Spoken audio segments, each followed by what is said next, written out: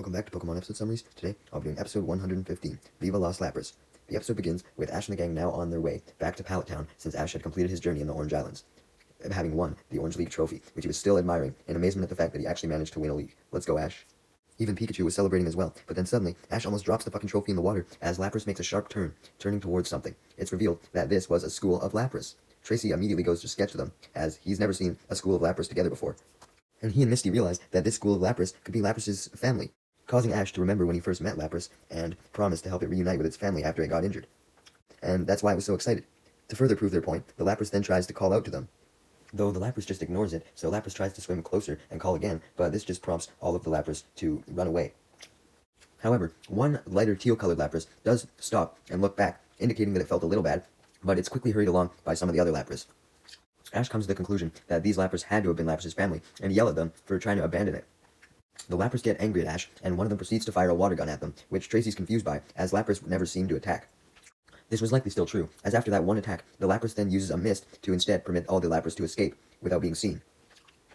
Ash and the gang stand there in sadness and disbelief, as Lapras tries to call out one more time, this time literally crying out. Even though Lapras is depressed, they still make it swim them to the next island, being Torrico Island. Now I know they were going back to Pallet Town, but they had decided to make a detour so that they could call Professor Oak at the island's Pokemon Center and ask him about why they thought the Lapras didn't want to accept Lapras back into their family, and why the Lapras would attack them. Oak agrees that the Lapras attacking was extremely unusual, and suggests that it could be because they were afraid of humans. Misty questions what humans could have scared them, as there's usually not too many humans out in the middle of the ocean, when Officer Jenny comes up and reveals that there have been some recent Pokemon poacher attacks caused by a whole bunch of pirates. She further explained that one of their biggest targets was none other than the Lapras school, who they were trying to catch by weakening them with fucking cannonballs, even though the ocean nearby was a no-catch zone, as they wanted to protect the Pokemon population there. Jenny then concludes her explanation by stating that the pirate leader was known as Captain Crook. This name, along with just what they were doing in general, makes Ash assume that Team Rocket was the true identity of these pirates, as they would obviously come up with a name as bad as Captain Crook. Ash tries to tell Officer Jenny about Team Rocket and how bad they were, and as if on cue, Team Rocket then come out of the Pokemon Center's emergency room, all bandaged up. Suddenly, they rip the bandages off, and say that they were not in fact the pirates, doing their motto in the process. However, they get extremely tired from doing their motto, that they have to fall over and curl up, because they were still severely injured. Ash obviously doesn't believe Team Rocket, believing them to be the pirates, but Team Rocket once again state how this wasn't the case, evidencing the fact that they were in the hospital because of the pirates, because the pirates had attacked them, firing a cannonball at them, which severely damaged their sub, and sent it flying into a nearby island. Ash now believes Team Rocket, as he doesn't know how else they could have got injured, because it's not like he sent them blasting off, but he admits that they deserved that punishment from the pirates. James and Meowth even agree, leading Jesse to hit them in the head with his walking cane. Why did the pirates fire a cannonball at them, though? Like, they were probably just cruising by doing absolutely nothing.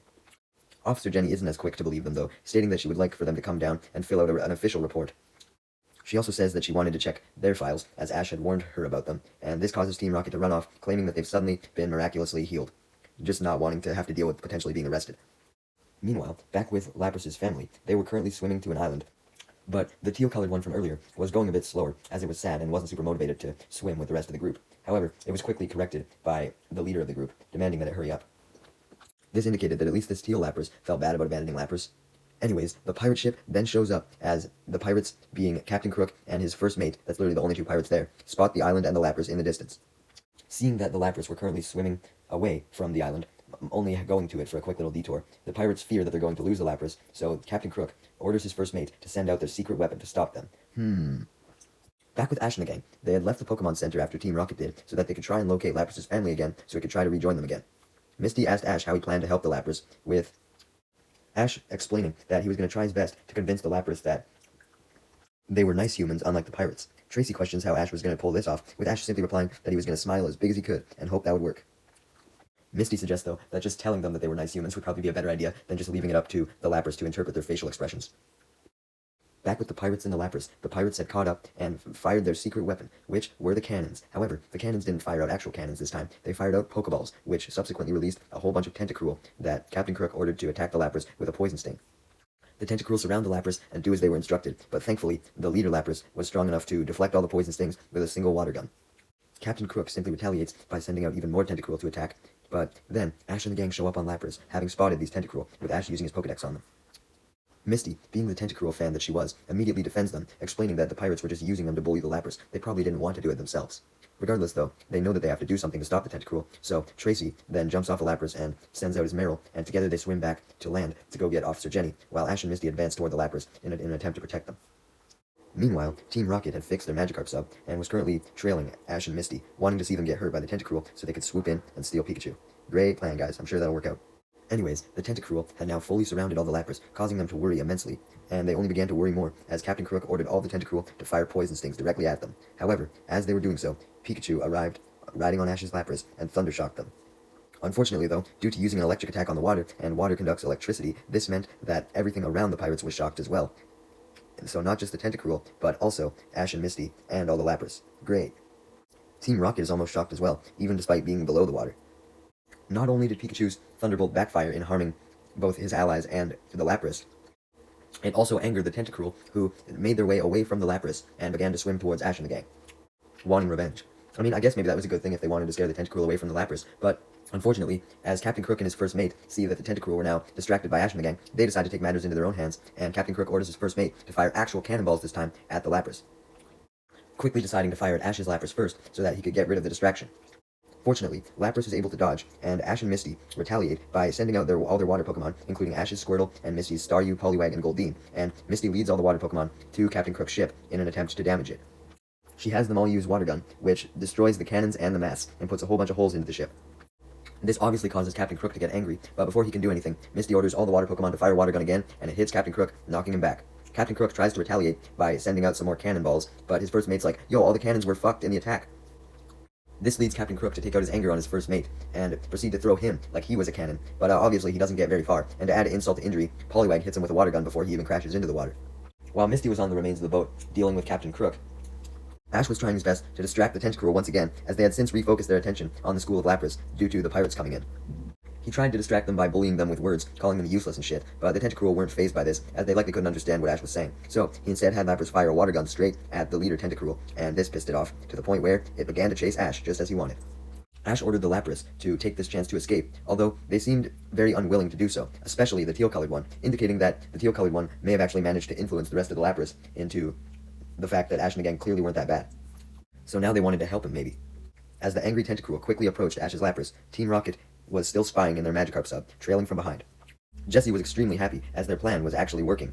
Even though their plan really wasn't much of a plan, it was just to watch as the Tentacruel did all the work, and then they would swoop in and grab Pikachu, right? But then, James reminds Jessie that if they were behind Ash, because they were trailing him from behind, then that meant that before the Tentacruel would reach Ash, they would reach them first.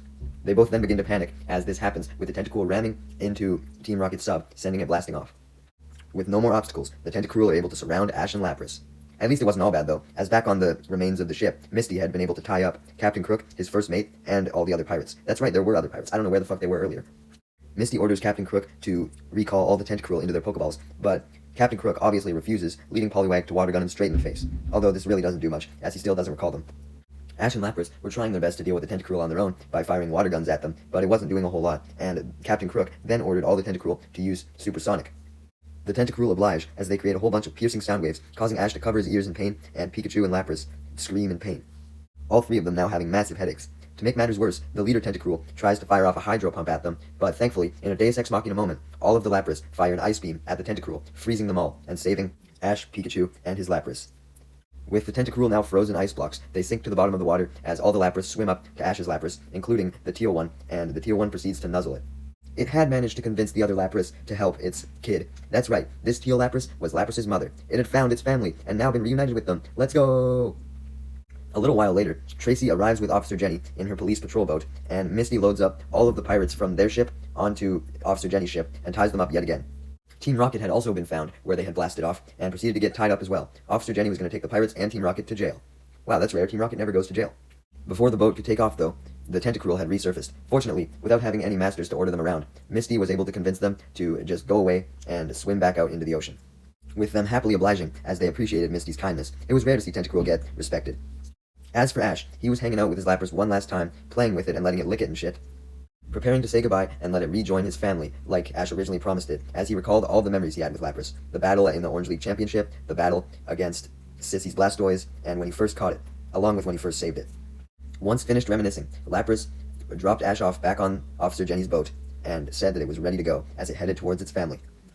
Ash thanks Lapras for all it had done to help him during his Orange Island journey, and seriously, that was definitely warranted, as Lapras was the fucking MVP. It was in every episode.